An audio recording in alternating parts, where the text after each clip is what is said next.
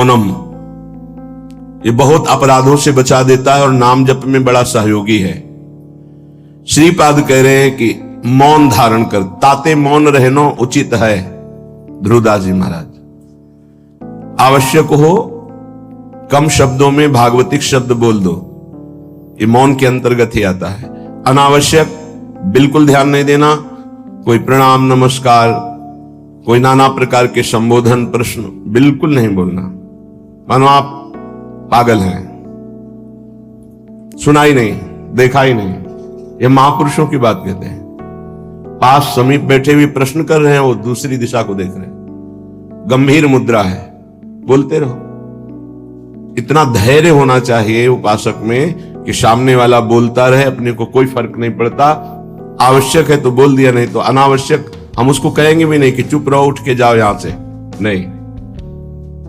मौन है, हम उठ के चल दिए। अपनी तरफ से बिल्कुल वाणी को बहुत संयम में रखें। दूसरी बात कह रहे हैं कि समस्त व्यवहार को जो शिथिल कर देता है, ये व्यवहार ही तो फंसाए हुए है संसार को। लोक धर्म, त्यज लोक धर्मान, अगर भगवत प्राप्ति करनी है तो धर्मम भजस्व सततम त्यज लोक धर्मान। लोक धर्म का त्याग अत्यंत अनिवार्य है। विरति बहुकर्मा निरत निरंतर सज्जन धर्मा। छठदम शील विरत बहुकर, ये भक्ति का लक्षण है। छठदम शील विरत बहुकर्मा निरत निरंतर सज्जन धर्मा। उन धर्मों का आचरण करते हैं जो साधु जनों के द्वारा आज्ञा दी गई, विधान किया गया है। शास्त्र जिसे विधि कहते हैं भगवत प्राप्ति के लिए। विरत बहुकर्मा, वो निरर्थक व्यर्थ प्रापंचिक पापात्मक कर्मों का पूर्ण रूप से त्याग और ऐसे व्यवहारिक कर्मों का भी त्याग जिनमें उलझ करके भगवत चिंतन छूट जाता है। क्या मिलेगा अगर ऐसी स्थिति कर ली जाए? मौन, निरंतर नाम जप, व्यवहार को शिथिल कर दिया गया तो बोले सदा जागृत प्रायः क्षण मुदित तंद्रोति मधुरम। जो प्रायः प्रार्थना करते रहते हैं कि कभी 2-4 मिनट के लिए ऐसी स्थिति आई कि जागृत में शरीर शुद्धि भूल गई। एकमात्र आराध्य देव निकस कुंज ठाढ़े भय भुजा परस्परंश। श्री राधा वल्लभ मुख कमल निरखि नयन हरिवंश। नेत्र मुद्रित हैं, अवस्था जागृत है और भाव देह में ऐसी गाढ़ अवस्था है कि स्थूल का चिंतन ही खत्म हो चुका। ये अवस्था है वृंदावन प्रेम की। सदा जागृत प्रायः पर क्षण मुदित तंद्रोति मधुरम। जैसे तंद्रा में ऐसी स्थिति पर बिल्कुल जागृत, नेत्र मुद्रित हैं, मुंदे हुए हैं, तंद्रा जैसी। मधुर मधुर मधुरम तदा लोके वृंदावन भुवि निज प्राण मिथुनम। प्राण मिथुन श्री युगल सरकार दिव्य वृंदावन की निकुंज के प्रथम द्वार पर गलवहियां दिए हुए आ रहे हैं। ये उपासक देख रहा है। ये लिखा हुआ केवल नहीं है, यदि आप सही चलोगे तो वो झलकने लगेंगे आपके नेत्रों में, वो छा जाएंगे। क्या देखता है उपासक? अकस्मादेकस्मान नवललित कुंजाद बत बहिर भवत स्मित्वा नव्यम तरुण मिथुनम लौकिकमिव। लौकिकमिव, जैसे हम आपको देख रहे हैं ऐसे प्रिया प्रीतम के दर्शन होते हैं। ऐसे नहीं, वो केवल भाव में ही देख रहा है। गतो दूरम दृष्ट्वा पुनरथ निवृत्य स्वदैतौ विलोक्स्याम वृंदावन भुवि महाप्रेम विकलः। जिसने सारे संबंध विस्मृत कर दिए हैं, कोई हमारा नहीं प्रिया प्रीतम से। इतना अपनापन कर लिया कि हृदय में किसी का संबंध नहीं, किसी का स्मरण नहीं, कोई व्यवहार नहीं। मौन धारण किए हुए निरंतर नाम जब जागृत अवस्था में मुद्रित नेत्र प्रिया प्रीतम के ध्यान में डूबा हुआ, उसको ये सौभाग्य मिलता है। अकस्मादेकस्मान नवललित कुंजाद बत बहिर्भवत स्मित्वा नव्यम तरुण मिथुनम लौकिकमिव। अकस्मात सहसा उसको नूपुरों की ध्वनि सुनाई दी। एकदम मुड़ करके देखा, सब गायब। अद्भुत निकुंज। उस निकुंज में मंद मंद मुस्कुराते हुए स्मित्वा नव्य तरुणम, तरुण अवस्था में प्रथम भूमिका, तारुण्य प्रथम प्रवेश समय यस्या महामाधुरी, 13-14 वर्ष की अवस्था का स्वरूप, नव किशोरी, नव किशोर, लौकिक में वो ऐसे जैसे हम आपको देख रहे हैं, आप हमें देख रहे हैं, ऐसे दर्शन होता है। अहो भाग्य, ये धाम ऐसी कृपा करता है। इसमें कोई साधन प्रधान नहीं भाव रहता। धाम कृपालु है, पर उस कृपा का अवगाहन करने के लिए तन्मयता चाहिए, आराध्य देव की तन्मयता चाहिए, तभी मौनम, व्यवहार शिथिल, निर्मम, किसी से कोई ममता नहीं। ये जब निकले हो तो वस्तु प्राप्त करो, इधर उधर नहीं। सबसे भूल हो जाती है।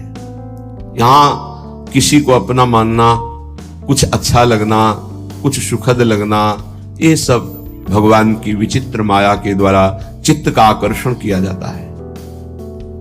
भक्तों के जीवन में इसीलिए ऐसी घटना घटती है कि कीन हो इसका बहु अभिमाना, शोक हो वंच कृपा निधाना। कृपा निधान भगवान देखते हैं कि मेरे भक्त में जितेंद्रियता का अभिमान है, ब्रह्मचर्य का अभिमान है, पवित्रता का अभिमान है, तो फिर वो ऑपरेशन कर देते हैं। फिर वो अभिमान नहीं जागृत होता। ऑपरेशन बड़ा विचित्र होता है भगवान का, उपहास करवा के, अपमान करवा के, या विवेक के द्वारा, या उनके प्रियजनों के द्वारा निरादर करवा के, कई तरह के वृत्तियों से भगवान ऑपरेशन कराते हैं अपने जन का। हृदय जब निर्मम होता है, ममता रहित, अहंकार रहित, व्यवहार रहित, एकमात्र प्रियालाल में अपनापन, तब ये स्थिति का रसास्वादन होता है। आवत श्री वृषभानु दुलारी, जिनको देख करके प्रेम में प्रभु विकल हो जाते हैं, उन प्रियाजू का जब उपासक को साक्षात्कार होता है तो केवल आचार्य कृपा ही हृदय को संभालती है, अन्यथा सामर्थ्य नहीं है। ऐसा रूप श्री लालजू महाराज का है कि बड़े बड़े मुनि जो निर्विकार ब्रह्मबोध संपन्न है, उनके मनों को क्षण में मोहित कर ले। मोहन मुनि सघन प्रगट परमानंद, गुण गंभीर गोपाला। ये मोहन मदन त्रिभंगी, मोहन मुनि मन रंगी, मुनियों के मन में अपने प्रेम रंग को रंग दिया। ऐसा रूप सुखदेव मुनि, बड़े बड़े महात्मा जो ब्रह्मबोध त्यागी, वैरागी, जहां कहीं भी शब्द स्पर्श रूप रस गंध का लेस भी आकर्षण नहीं, उनको आकर्षित करके बलात् अपने रूप का प्रेमी बना लिया। ऐसे रूप सौंदर्य समुद्र प्रभु अनशन पर भुज दिए बिलोकत, इंदु बदन बिबियोर, करत पान रस मत परस्पर, पर लोचन त्रसित चकोर, फिर भी नेत्र प्यासे हैं। ऐसे युगल सरकार को जब उपासक देखता है उसकी क्या दशा होती होगी। मछली की तरह आनंद में तड़पता है वृंदावन की भूमि में लौटता हुआ।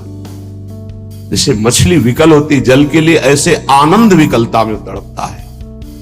श्रीपाद कह रहे, मंद मंद मुस्कुराते हुए नूपुर धुनी हुई देखा नवनिवृत्त निकुंज, और नवनिवृत्त निकुंज की वीथी से गलवहियां दिए हुए मुस्कुराते हुए आ रहे हैं।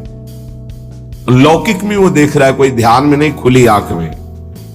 और गतो दूरम दृष्टवा, समीप से ही ऐसे दूर जा रहे हैं। फिर कृपा करी पुनरथ निवृत्त स्वदैतौ, वो पुनः गलवहियां दिए हुए दूसरी वीथी से फिर सामने आ रहे हैं। अपने प्रीतम युगल किशोर का ऐसा कृपा प्रसाद दर्शन पाकर विकल हो गया, और भूमि पर विलोक्या श्याम वृंदावन भूमि, महाप्रेम विकला, गिर गया भूमि पर, प्रेम विकल हो गया। समीप युगल सरकार आए और दुलार करके उठा रहे। श्रीपाद कह रहे, ऐसा मेरे जीवन में कब होगा? पुनरथ, पुनः मुझे ऐसा कब अवलोकन होगा? जैसे श्रीमद राधा सुधा निधि में बार बार मांगा गया कि मुझे ये सेवा मिले, मुझे ये दर्शन मिले, मैं ऐसा देख पाऊं पुनः। ऐसे श्रीपाद यहां कह रहे हैं कि ऐसा दर्शन कब मैं प्राप्त कर पाऊंगा पुनः, जो हमारे साथ घटना घटी कि अकस्मात नूपुर ध्वनि हुई, उधर देखा नवनिवृत्त निकुंज और सुंदर वीथी से युगल सरकार मुस्कुराते हुए परस्पर वार्ता करते हुए आ रहे और समीप से दूर गए, फिर दूसरी वीथी से आ रहे। उनको ऐसे देखकर प्रेम विकल होकर के वृंदावन की भूमि में मूर्छित हो गया। आनंद मूर्छा विलोक श्याम वृंदावन भूमि महाप्रेम विकला। फिर सरकार किशोरी किशोर आकर दुलार करते हुए उठा। ऐसा कब होगा? कितना अपार सुख सुपाशक को मिल रहा होगा जो ऐसा अनुभव कर रहा है, ऐसा देख रहा है। श्रीपाद कह रहे कदा वा स्वच्छंदम दिन रजनी वृंदावन वने चरन्ने कहा स्वस्त्यद्भुत नव निकुंज अयालिशु विशन अकस्मा देवा लौकिक मधुर कैशोर शुभया इतो ना त्वम याया इति मृदुगिरा वारयति माम।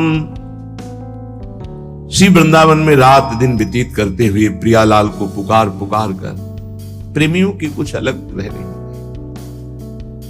विरह कमंडल कर लिए बैरागी दोने मांगत दर्श मधु करी छके रहत दिन रैन। रात दिन एक ही मांग रहती, कब मिलोगे? तो क्या मिले नहीं? नहीं, रात दिन मिलने पर भी मिलने की चाह बनी हुई। बोले ये कौन सी पहेली है? तन मन के बिछुरे नहीं, मन में भी वही और तन भी उनके समीप, पर चाह बढ़े दिन रैन। रात दिन पुनः मिलने की चाह, हर समय मिले हुए रहने पर भी मिलने की चाह। कबहु संजोग न मानही देखई भरी भरी नैन। कभी ऐसा लगा ही नहीं क्यों मिले। प्यारी जू जब जब देखो तेरो मुख तब तब नयो नयो लागत ऐसो भ्रम होत देखो न कबहू री। मानो कभी देखा ही नहीं, कभी मिले ही नहीं। अरबरात मिलवे को निश दिन, पर मिले ही रहते निश दिन, मनो कबहू मिले ना। ये प्रेम है। रात दिन वृंदावन में तड़प रहा है प्रिया प्रीतम। बलिहारी उसके जीवन को, ये तड़पन उसी को आती है जो रसिकों की आज्ञा के अनुसार समस्त संबंधों को शिथिल कर देता है। कहीं किसी से कोई भी अपनापन ना रहे, केवल प्रिया जो से ये जन्म इसीलिए मिला है, मान जाओ कोई तुम्हारा नहीं। पीछे जन्म में कौन कौन तुम्हारा था, पति पुत्र पत्नी परिवार सब भूल गए ना। अभी इसी जन्म को देखो, गर्भ में तुम्हें कितना कष्ट मिला था। अभी 20 30 40 वर्ष पहले की बात है कि हम 9 महीने नरक जैसे भयावने दुखद गर्भ में रहे मां के, जहां पास में ही मलाशय मूत्राशय है, वहीं गर्भाशय है। उसी गर्भाशय में रहे। देखो माया कितना भुलावा कर देती है। तुम्हें याद है कि गर्भ में तुम्हें कैसी परिस्थिति में रखा गया था? तुम्हें याद है कि बाल्यावस्था कैसी कष्टप्रद थी? सब भूलते चले जा रहे हो। ऐसे ही पूर्व जन्म के सब रिश्ते नाते, पुत्र पत्नी परिवार सबको भूल गए। नया परिवार, ऐसे अगला जन्म फिर होगा। ये कब तक नई पढ़ाई, नया बैंक बैलेंस, नए संबंध कब तक बनाते रहेंगे? पुराने छूटते जा रहे, नए बनाते चले जा रहे और बढ़ते चले जा रहे हैं भूल भुलैया की तरफ, माया के भ्रम की तरफ। इतनी प्रियता कर ली है, मेरा पुत्र, मेरी पुत्री, मेरा पत्नी, मेरा परिवार, और ये सब नियत समय के लिए आए हुए जीवात्मा हैं, अपने कर्म का भोग आपके संग से। अब जहां गए तो तुम विकल हो गए। भगवान ने अनर्थ कर दिया, मेरा पुत्र छीन लिया। तुम्हारा कब था? क्या तुम परिचय जानते हो? कहां से आया था? कौन था? कहां गया? तुम्हें कुछ पता है? केवल बीच में मिल गया, मेरा मान लिया। बिना भजन के, बिना ज्ञान के बात तुम्हें कैसे समझ में आएगी? और जिस दिन समझ में आ गई तो प्रभु के सिवा और कोई समझ नहीं रह जाएगी। एक ही बात रहे, कैसे मिले प्रभु, कैसे मिले? रात दिन जो विकलता होती है, कौन जाने? या तो वो जाने जिसके सिर बीत रहे हो, या भगवान जानते हैं, दूसरा कोई नहीं जान सकता। अंतर दाव लगी रहे, धुआं न प्रगटे कोई, कह जाने दिल आपनो या जा सिर बीती होए।